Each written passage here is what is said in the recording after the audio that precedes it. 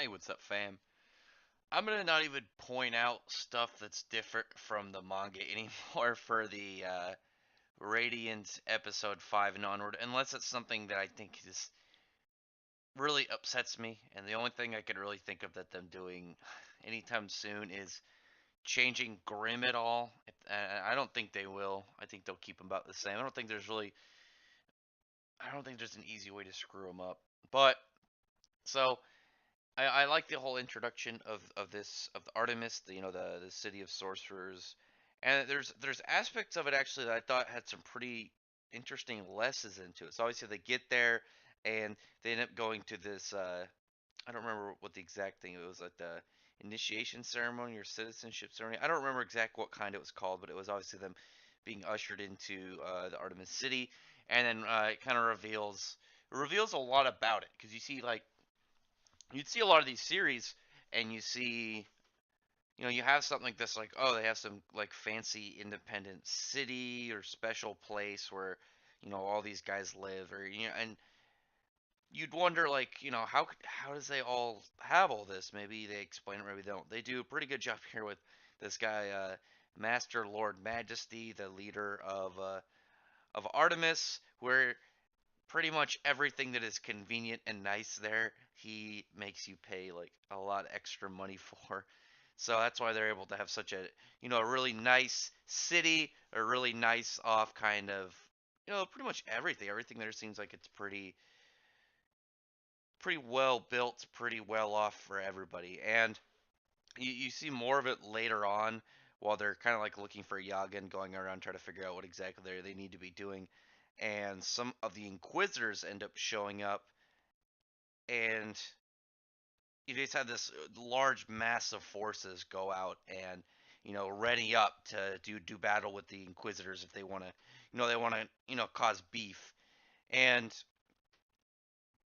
when you compare that to something like walking on a nice bridge, is like fine, is costs money, uh like walking through a door or something costs money, but then obviously you get the actual stuff like the more crazy side of Melly just losing her shit and attacking some dude, blowing up the side of a building, and always like costing a ridiculous amount of cash for them and their and their debt that they've accumulated within the first day. And it's gonna be funny to see it keep going up. But when you see like where that money goes, when for instance, obviously all these sorcerers going out and defending the city when they think there's potential they could be attacked, are probably either people with debt or people that this is their job. So obviously in like the structure of the place and like the resources and everything, but also the defenses of Artemis, that's where the money kind of goes. And there's a bit at the end where they're talking about like when you see like, oh, this, but even if though it's expensive, you live in a you live in a very nice place where the sorcerers and the infected can kind of be, and people don't discriminate and hate on them, and they can feel just kind of like safe and with people that won't go against them. And it's just like a trade off of to sustain something like this. Obviously, you're gonna have a little bit of tricky, shady stuff with all of the heavy auto pricings on things. They just gotta kind of learn to work around it and take whatever payment risk is suitable to you and convenient to you whenever you kind of feel like it. They end up meeting Yaga, the guy they're looking for, and then we see General Torque talking to this cloaked guy. I don't remember his name, so I can't really like accidentally give spoilers to anything about him. But he's always there. They're talking about going after Seth because there's something ominous and dangerous of somebody who can use magic without any items and just use it barehanded.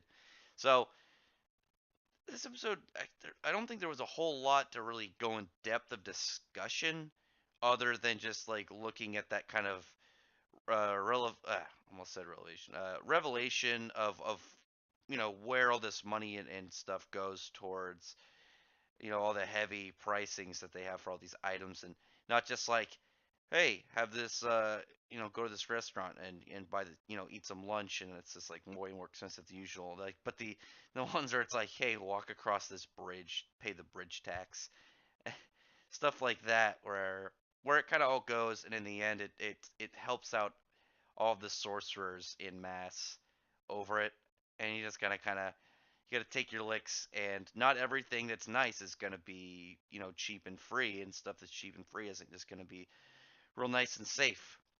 And it's just that trade-off of price versus quality that I think people have forgotten about in recent years, and they want everything to be nice and be super cheap at the same time, and they don't get that's super difficult.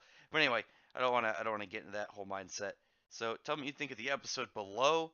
Have you what's your opinions on Radiant so far?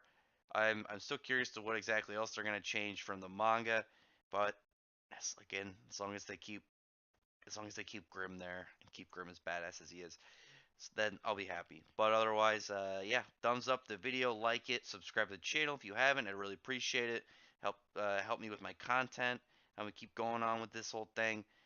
But if you're already subscribed, I appreciate you. Thank you. Otherwise, thank you very much for listening.